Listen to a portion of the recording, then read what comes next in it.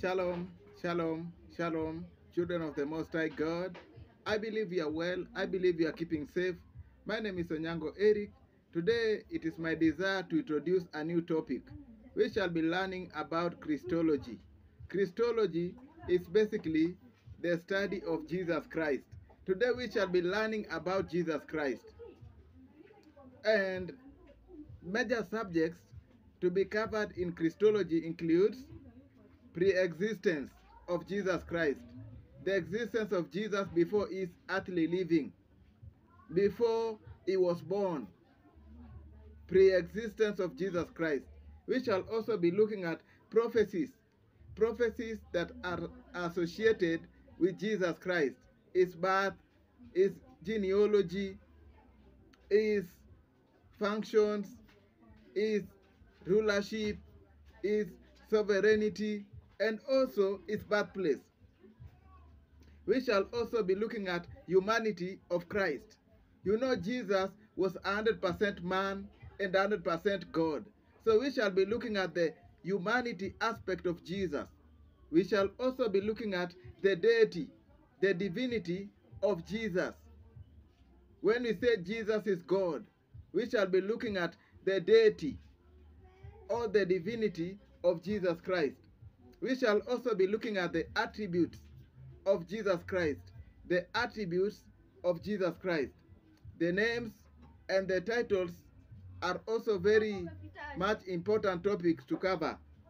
We shall also be looking at the birth of Jesus Christ. How was Jesus conceived? Early life, the ministry of Jesus Christ, as well as the death, ascension, resurrection, the return, and the offices Jesus holds.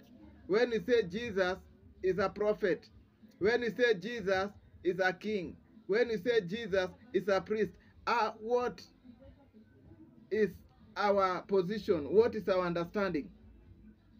So this topic of Christology seeks to provide answers to a question that Jesus posed to his believers.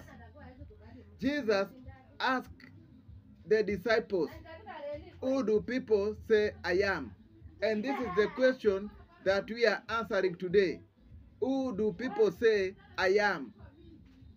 What knowledge do you have of Jesus Christ? Who do people say I am? This was a question that Jesus asked when you read the book of Matthew chapter 16, verse 13 and 17. Jesus asked his disciples, and they came up with different response. Some say, you are Old Testament prophets, you are among those prophets, you are Elijah, you are Moses. And now Jesus narrowed it down and asked them, who do you think I am? And Simon Peter said that you are the Messiah. And Jesus told him, flesh and blood cannot know this thing unless it is revealed by my Father in heaven. So what do we learn? Today we want to know the answer of Simon Peter. When Simon Peter said, you are the Messiah. So this topic of Christology proves Jesus as the Messiah of the world. When you talk about Messiah, Messiah is an Hebrew word for the anointed one of God. So when you talk about Messiah, we are saying the anointed one of God. Again, Christology shows Yahweh and Jesus are one. You know, the Israelites, the name of God is Yahweh. So when we know, we want to look at the similarity between Yahweh and Jesus. What qualifies Jesus to be in the same level with Yahweh? Christology helps believers appreciate Jesus as Lord. When you talk about Lord, Lord refers to my honor. So Christology helps believers appreciate Jesus as Lord. And Lord, you can put into bracket Jehovah. Lord also refers to Jehovah. And Savior. When you talk about Savior, Jesus is my personal Savior. What is Jesus saving us from? Jesus is saving us from two things. First of all, Jesus is saving us from death, and he is also saving us from hell. All this you can get in John chapter 15, verse 16. John chapter 3, verse 15 and 16. Jesus is saving us from hell, and he's saving us from death. Death on two perspectives. You can be dead physically, you can be dead eternally.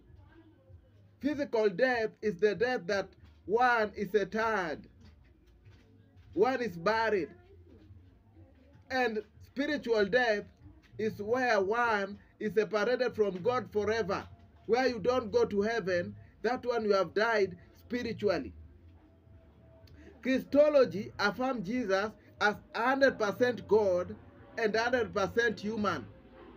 So when you are told Jesus was a man, you have to accept, because Jesus had 100% human attributes and 100% human God's attributes. Now let us look at the common topic in Christology. The common topic in Christology. And we say the first one, we shall be looking at pre-existence of Jesus Christ. Pre-existence of Jesus Christ. How do we know Jesus existed before his physical birth? Pre-existence of Jesus Christ refer to existence of Jesus prior to physical birth or earthly living. So Jesus existed before his physical birth. And we can know it. John chapter 1 verse 1 tells us, in the beginning there was Word, and the Word was with God, and the Word was God. Verse 14, and the Word dwelt among us. So Jesus was in the beginning. He is a Word and is God incarnated. Another proof that Jesus existed, we see it in John chapter 17 verse 15. John 17 verse 15. Jesus existed and is telling God, give me the glory that I had before the foundation of the earth. John 17 verse 15. So Jesus had the glory before the foundation of the earth. Another proof that Jesus exists before the time. And this is the answer that when a Muslim asks you, is Jesus God? This is the perfect answer.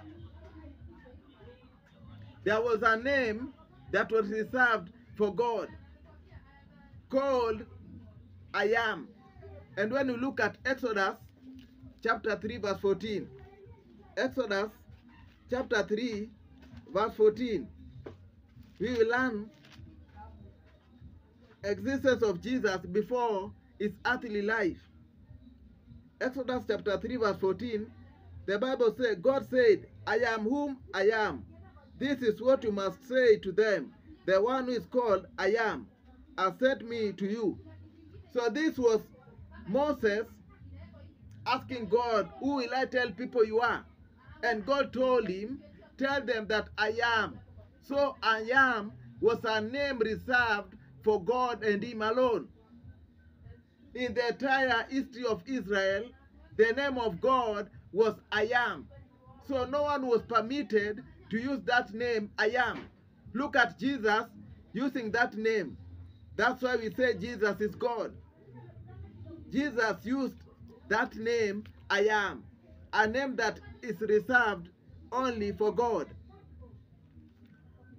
John chapter 8 verse 58. John 8:58.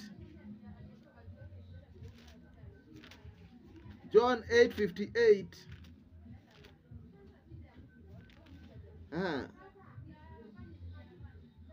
Jesus said, I am telling you the truth. Jesus replied, before Abraham was born, I am. So Jesus is taking that name I am to himself. He is telling the people, before Abraham was born, I am. So he's telling them he existed before Abraham. And we know Abraham lived so many years before Jesus. Hundreds of years. And Jesus is now saying, before Abraham was born, I am. And look at the response of people. Then they picked up stone to throw at him. But Jesus hid himself and left the temple because they were saying this man is a blasphemer. He's saying that he is I am. He's using the name of our God. He's equating himself, putting himself in the same position as God. So Jesus existed before the foundation of his earth. Jesus existed before the covenant. Jesus existed before the law. Jesus existed before everything that was created. Another topic under Christology, which I'll be looking at the prophecies about Jesus Christ. The prophecies that were released about Jesus Christ. You know, Jesus is the center of the Bible. Jesus is the central theme of the Bible. When you look at Luke chapter 24 verse 44, the Bible says that all the prophets, all the prophetic utterances, and all the psalms were all directed to Jesus.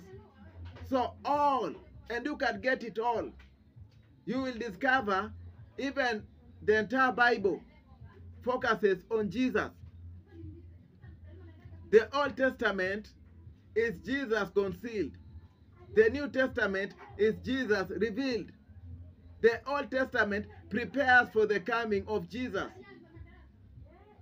But the New Testament tells us how it happened. The Old Testament just gives us it's a visual tool to help us understand what is like the mirror and the shadow of Christ. The first prophecy that was released is that Jesus will be born in Jerusalem. Jesus will be born in Jerusalem. It's a prophecy given by prophet Micah in Micah chapter 5 verse 2. And we see it happening in Matthew chapter 2 verse 1. Micah said that the ruler will be born in Jerusalem. And we see Jesus being born in Jerusalem. Another prophecy, Messiah will be born of a woman. And this is a very important topic of salvation. When you read Genesis chapter 3 verse 15, judgment of God over Satan. God said that Satan will bruise the heel of the seed of a man, but of a woman. But the son of woman will crush the head of the serpent. So we learn here, Jesus will be born from a seed of a woman. And we see also in Galatians chapter 4 verse 4, the Bible says, in the fullness of time, a son was born. A son was sent, born of a woman, born under the law, to save them that are in the law. And we see it happening in Matthew chapter 1 verse 20. Another prophecy about Jesus is that he will be born of a virgin.